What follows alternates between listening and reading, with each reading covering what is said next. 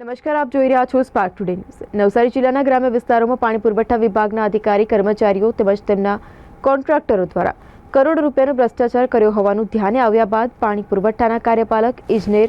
નાયબ કાર્યપાલક ઇજનેર, કર્મચારી તેમજ તેમના મળતિયા જે કોન્ટ્રાક્ટરો છે તેમના દ્વારા કરોડો રૂપિયાના કામો પેપર ઉપર બતાવી મોટો ભ્રષ્ટાચાર કર્યા હોવાનું ધ્યાને આવતા 14 જેટલા લોકો વિરુદ્ધ સુરત ખાતે સીઆઈડી ક્રાઇમ બ્રાન્ચમાં ફરિયાદ નોંધાઈ છે અને ત્યારબાદ પાણી પુરવઠાના અધિકારીઓ અને કોન્ટ્રાક્ટર મળી 14 જેટલા જે લોકો છે તેમની ધરપકડ કરવામાં આવી હતી। આજરોજ નવસારી જિલ્લામાં પાણી પુરવઠા દ્વારા કરવામાં આવેલ કૌભાંડની તપાસ હાલ પોલીસ વિભાગ દ્વારા કાર્યરત છે, ત્યારે જિલ્લા કોંગ્રેસ સમિતિ દ્વારા આજે આવેદન આપવામાં આવ્યું છે અને આવેદનમાં આ તપાસ યોગ્ય રીતે થાય તે માટેની માંગ સાથે તેઓ આવેલા હતા। આ બાબત જિલ્લા પોલીસ વડાના માર્ગદર્શન અને એના હેઠળ કાર્યવાહી ચાલુ જ છે, જે બાબતની તે લોકોને સમજૂત કરવામાં આવ્યા હતા અને જે નિયમ અનુસાર જે લોકો સામે કાર્યવાહી કરવા પાત્ર છે તે એમની ઓલરેડી ધરપકડ કરી લેવામાં આવી છે। વિશેષ તપાસ ચાલુ છે। અમે આજરોજ નવસારી જિલ્લા પાણી પુરવઠા વિભાગ દ્વારા જે ભ્રષ્ટાચાર આચરવામાં આવ્યો છે અને એમાં ક્રાઇમ બ્રાન્ચે એફઆઈઆર દાખલ કરીને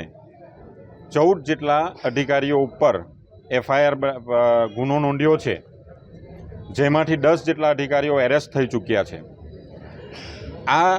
ફરિયાદમાં 8 થી 10 કરોડ રૂપિયાનો ભ્રષ્ટાચાર બતાવવામાં આવ્યો છે, પરંતુ ખરેખર 50 થી 60 કરોડ રૂપિયાનો ભ્રષ્ટાચાર થયો છે। 37 કરોડ રૂપિયાથી વધુના બિલો આમાં પાસ થયા છે, ત્યારે ક્યાંક આ 8 થી 10 કરોડ રૂપિયાનો ભ્રષ્ટાચાર બતાવીને ભીનું સંકેલી લેવામાં ન આવે એના માટે અમે આજે આવેદનપત્ર આપ્યું છે અને